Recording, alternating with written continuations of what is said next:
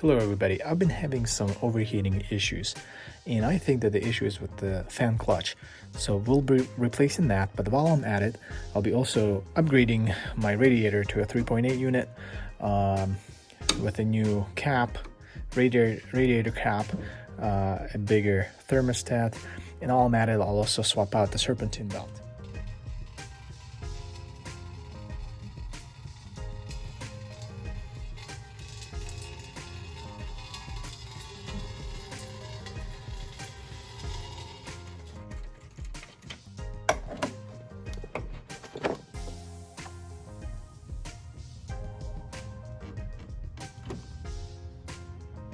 So we got these radiator supports, 2 bolts, 12 millimeter.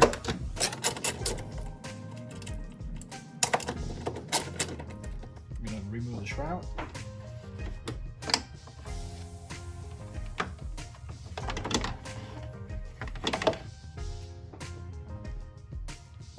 I'm gonna loosen these up.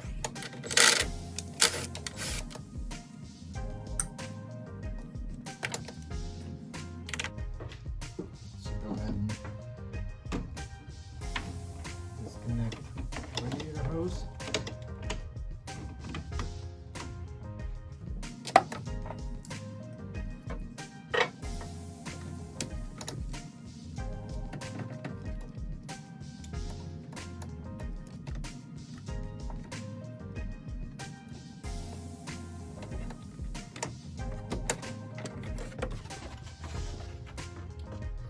And the shroud just comes out. This is also a good time to disconnect this hose right here, so when you pull the radiator out, it comes out as one piece.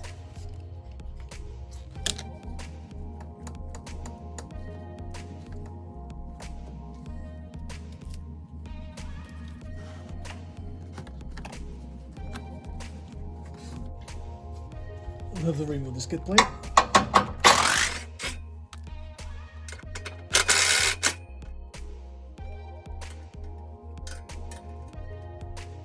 Next thing, we're gonna have to disconnect it right here and right here. And what I'm gonna do, I'm gonna use some clamps and pinch those lines so we don't lose that fluid. All right, so what I did here, I disconnected it. There's gonna be a little bit of training fluid coming out, so I just kind of pinched it with the clamp and point it up so it doesn't leak. Same thing on this side. Pinched off right there. Just kind of prop it up for the time being, but it's gonna leak just a little bit. So that's to be expected.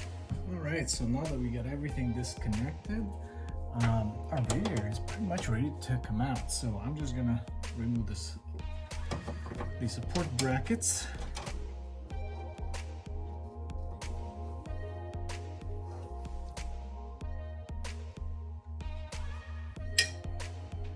We should just lift right up.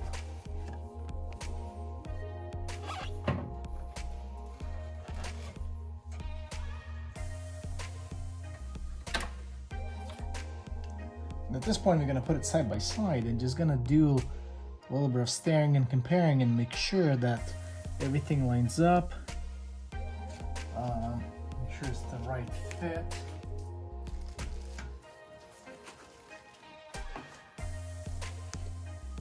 Okay. So far, so good. Got the mounts. That lines up right there.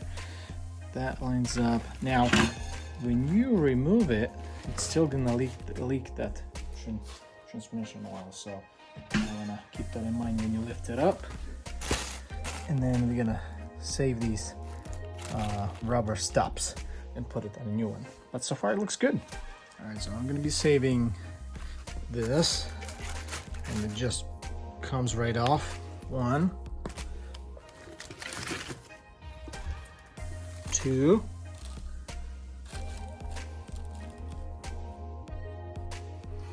I'm also going to be saving that. It's actually really convenient when you're draining the thing to avoid a lot of mess. And these already come with it, so I just need to undo this radiator hose. All right, so I cleaned that up a little bit. I'm just going to reattach the drain hose. off.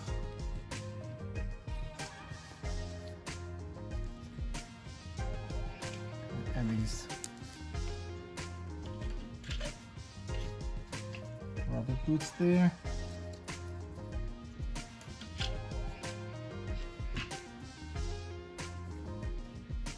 Now, one thing I should have done, and I haven't, but usually with a job like this, you probably should replace your radiator hoses as well.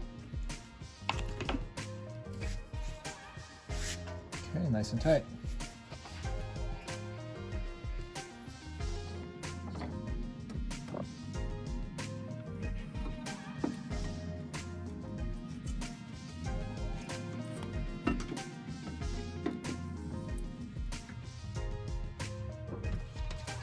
Install the support brackets.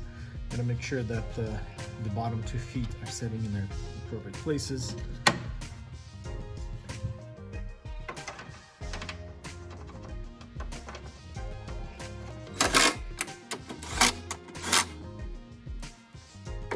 Next thing is to reinstall the hoses.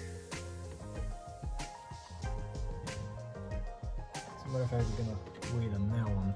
This one, however, we can install. There's a little bracket here on the other side underneath the air box. We'll snap that into place. And let's put this hose right here.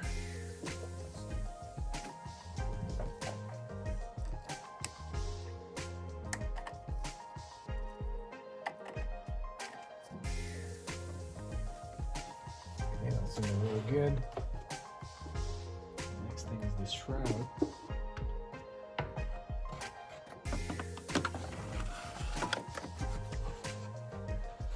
So this piece helps direct the airflow. So what I actually had to do, I had to take the brackets off again and put the shroud in. There are 2 divots on the bottom, kind of like the radiator. You have to kind of line them, put them in there, make sure it lines up, and then that one in nicely. So tighten the brackets back up. Now I just have to tighten this back up.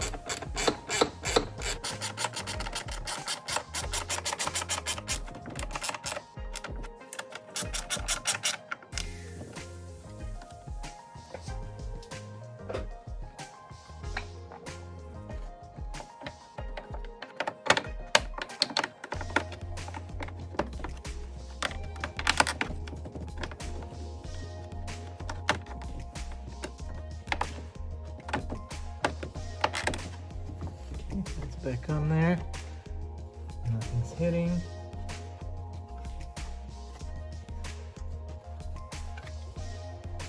All right.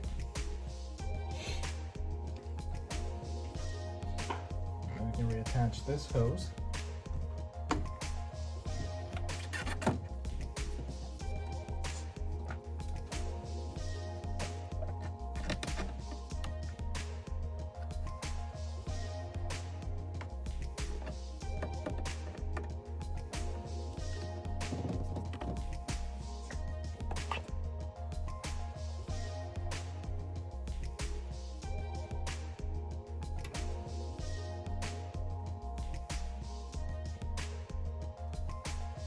I'm gonna go ahead and drain whatever is left in this tank.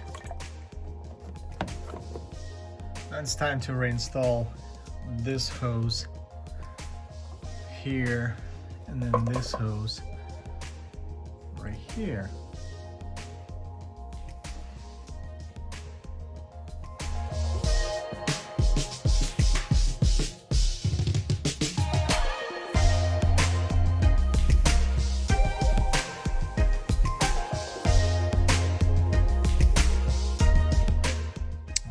Hoses have been reconnected, clamps reinstalled. This is also a good time to reconnect the hose.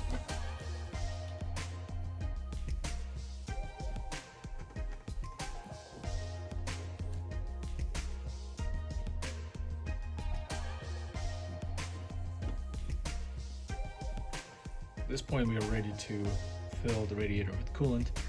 And what we need to do is we're going to need to open up these 2 bleeder holes. That's very important because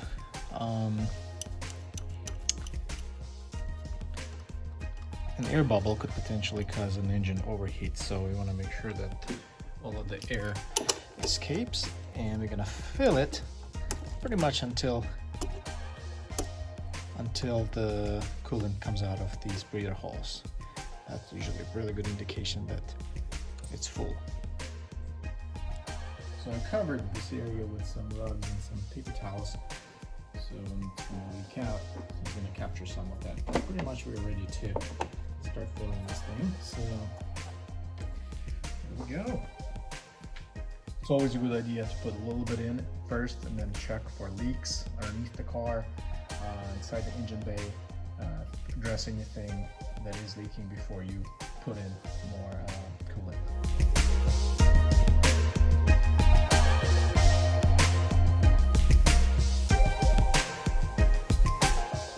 Got about a gallon in, and so looks like I topped it off. I know there's more that needs to go in there, so I'm gonna close the leader bolts and reinstall install the new cap and then start the engine.